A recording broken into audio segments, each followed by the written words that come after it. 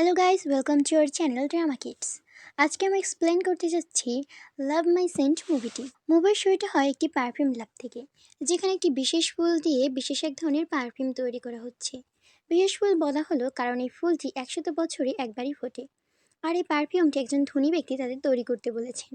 এই পারফিউম লাগিয়ে বাইরে গেলে সুন্দরী মেয়ে থেকে শুরু করে আন্টি সবাই প্রেমে পড়ে যায়। কিন্তু কে সেই ব্যক্তি যে এটা তৈরি করতে বলেছেন তা আমরা পরবর্তীতে জানতে পারবো। সিন শিফটেও দেখানো হয় আমাদের মুভির মেইন লিড চাংশুকে। চাংশু অনেক সাধারণ একটা ছেলে। অফিসে কাজ করে, লোকেদের সাহায্য করে। সকালে ঘুম থেকে উঠে রেডি হয়, কিন্তু তার বাস স্টেশনে পৌঁছাতে লেট হয়ে যায়। তাই ড্রাইভার রেগে যায় কারণ সে সবসময় লেট করে আসে। পরের স্টপে একটি সুন্দরী মেয়ে বাসে ওঠে, অর্থাৎ এই হলো আমাদের ফিমেল লিড, যার নাম আরা। চাংশুর সাথে আরার দেখা বাসেই হয়। চাংশু আরাকে মনে মনে খুব পছন্দ করে। পরের সিনে দেখি চাংশু অফিসে পৌঁছায় এবং তার এক ফ্রেন্ড বলে, বাসের মেয়েটাকে অর্থাৎ আরাকে তুমি কেন তোমার মনের কথা বলে দিচ্ছ না? অন্য কেউ তো নিয়ে যাবে। তখন চাংশু বলে, বাসে সবার সামনে কিভাবে বলবো? তাছাড়া সে তো আমাকে চেনেই না। এরপর তার বন্ধু বলে, দেখো কিভাবে মেয়েদের পটাতে হয়। এটা বলে সে অফিসের কার্যরত একটি সুন্দরী মেয়ের কাছে যায় এবং তার সাথে ফ্লার্ট করতে শুরু করে। কিন্তু মেয়েটা তাকে একটা চড় মেরে দাঁড়িয়ে দেয়। চাংশু মূলত গাড়ির শোরুমে সেলসম্যানের কাজ করে। হঠাৎ একজন বলে ওঠে, চাংশু আসার পর থেকে একটা গাড়িও বিক্রি হয়নি। 1 বছর হয়ে গেল, ও শুধু ঝাড়ুই দিয়ে যাচ্ছে। অন্যদিকে আরাকে দেখানো হয়, যেখানে আরা ও তার ফ্রেন্ড অফিসে বসে কথা বলছিল। আরা লাভ ভালোবাসা পছন্দ করে না, তার কারণ 5 বছর আগে একটা ছেলে তাকে ধোকা দেয়। কিন্তু তার ফ্রেন্ড তাকে বুঝাতে থাকে, না, লাভ ভালো, সবার করা উচিত। আর শোনে, কিন্তু পাত্তা দেয় না। পরের সিনে দেখানো হয় আরা তার ফ্রেন্ডের সাথে রেস্টুরেন্টে এসেছে, আর এখানেই আরার এক্স বয়ফ্রেন্ড কাজ করে। সে তার সাথে ভালোভাবেই কথা বলে। অপরদিকে চাংশু একটা মলে গিয়ে স্যুট দেখতে থাকে। হঠাৎ মলের একজন লোক আসলে সে ভয়ে পালাতে থাকে এবং ভুল করে একটা স্যুট ছিঁড়ে ফেলে। এরপর চাংশুকে বাধ্য হয়ে সেরা স্যুটের টাকা দিতে হয়। সিন শিফট হয়ে দেখানো হয় চাংশু অনেক চিন্তায় বসে আছে এবং ঘটনাটা তার ফ্রেন্ডকে বলে। তার ফ্রেন্ড স্যুটটা পরতে যায় এবং আরও ছেড়ে ফেলে। এরপর একজন মেয়ে স্যুটটা নিয়ে যায় এবং সেলাই করে, কিন্তু সেলাই সব দেখা যাচ্ছিল। পরের সিনে দেখা যায় আরা রেস্টুরেন্ট থেকে বাড়ি ফেরার সময় বুঝতে পারে কেউ তার পিছু করছে। এরপর বাড়ি এসে তার মা এবং বোনকে দেখে। তার মা এবং বোন কেউ ভালো ছিল না। দুজনেই আরাকে দিয়ে টাকা ইনকাম করে পায়ের পর পা তুলে খায়। সিন শিফট হয়ে দেখানো হয় চাংশু উইকেন্ডে ক্যাম্পিংয়ে যায় এবং ঘটনাক্রমে একটা লোক ও তার ছোট মেয়ের সাথে দেখা হয়। বাবা এবং মেয়ে দুজনে চাংশুর সাথে অনেক গল্প করে, দুঃখ শেয়ার করে। বাড়ি ফেরার পথে চাংশুর একটা জাদুকর লোকের সাথে দেখা হয়। সে তাকে কিছু একটা দিচ্ছিল। পরবর্তীতে দেখানো হয় চাংশু নিজের বিছানায় শুয়েছে এবং ঘুম ভেঙে গেলে তার আর কিছু মনে পড়ে না। এরপর সে রেডি হতে যায়, হঠাৎ দেখতে পায় একটা পারফিউম। সে কিছু না ভেবে পারফিউমটা ইউজ করে অফিসের উদ্দেশ্যে রওনা দেয়। কিন্তু যখনই সে বাইরে যায়, আশেপাশের মেয়েরা আন্টিরা তার পেছন পেছন দৌড়াতে থাকে। চাংশু দৌড়ে বাসে উঠে পড়ে। দেখা যায় যে মহিলারা তাকে বকা দিত লেট করে আসার জন্য, তারা কেউ তাকে বকা দিচ্ছে না। বাসের মেয়েরা তার কাছে আসে, কিন্তু সে বুঝতে পারে না যে তার সাথে কি হচ্ছে।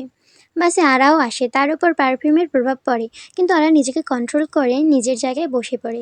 তবে তার হার্টবিট বেড়ে যাচ্ছিল। অফিসে আসার পর চাংশু তার ফ্রেন্ডকে সব খুলে বলে সে কিভাবে পারফিউম লাগিয়ে মেয়ে মহিলা আন্টিদের আকর্ষিত করেছে। তার ফ্রেন্ড বলে, বোকা বানানোর জায়গা পাও না, যা ভাগ।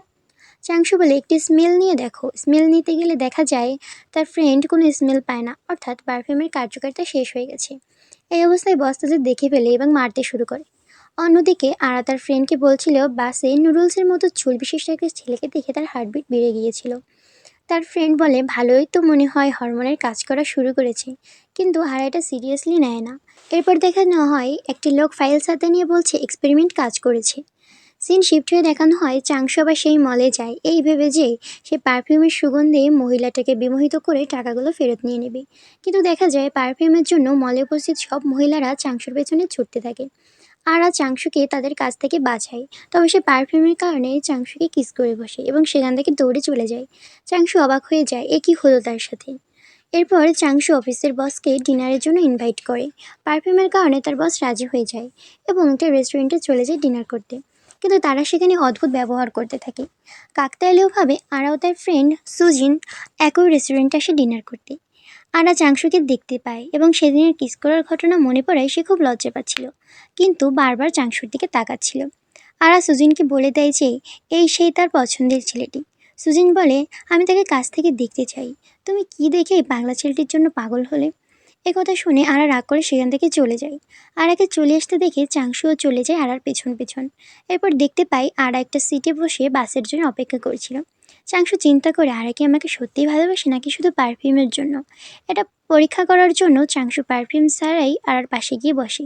কিন্তু আরা তাকে চিনতে পারে এবং নেশার ঘরে তাকে রুম ডেটের অফার করে। পরের সিনে দেখা যায় আরা এবং চাংশু এক বিছানায় ঘুমিয়ে আছে। তবে চাংশু নিজেকে এক কোণায় রাখে। সকাল হলে আরা দেখতে পায় চাংশুও সে একই বেডে আছে। গতকাল সে নেশার করে চাংশুকে বাসায় নিয়ে আসে এবং লজ্জায় সে আফসোস করতে থাকে। তো পরের দিন চাংশু অফিসে যাওয়ার জন্য বাসে ওঠে এবং আরাও আসে। তবে চাংশুকে দেখে সে ভীষণ লজ্জা পায় এবং বাস থেকে নেমেই যায়। তবে চাংশু সাহস করে আরাকে তার ফোন নাম্বার দিয়ে যায়। পরের সিনে দেখি আরা সুজিনকে তার সাথে ঘটে যাওয়া সব কিছু শেয়ার করছে। তবে সুজিন ঘটনাগুলো বেশ এনজয় করে, কিন্তু আরা এসব কিছু মেনে নিতে পারছে না। তাই সে একটি জাদুকরের কাছে যায় যে ভবিষ্যৎ বলে দিতে পারে। তারা তার কাছে জিজ্ঞেস করে চাংশু ছেলে হিসাবে কেমন। ভণ্ড জাদুকর চাংশুর ব্যাপারে নেগেটিভ কথা বলতে থাকে। সে বলে চাংশু ভীতু, প্রেম ভালোবাসার কিছুই বোঝে না। এসব শুনে আরা খুব খুশি হয়, কারণ বয়ফ্রেন্ড হিসাবে সে এমন একটি ছেলেকেই চায়। অন্যদিকে দেখা যায় চাংশু ফোন নিয়ে বসে আছে, কখন আরা তার দেওয়া নম্বরে কল করবে। হঠাৎ আরার মেসেজে সে যাতে লেখা ছিল সে চাংশুর সাথে দেখা করতে চায়। চাংশু তো খুশিতে লাফাতে থাকে।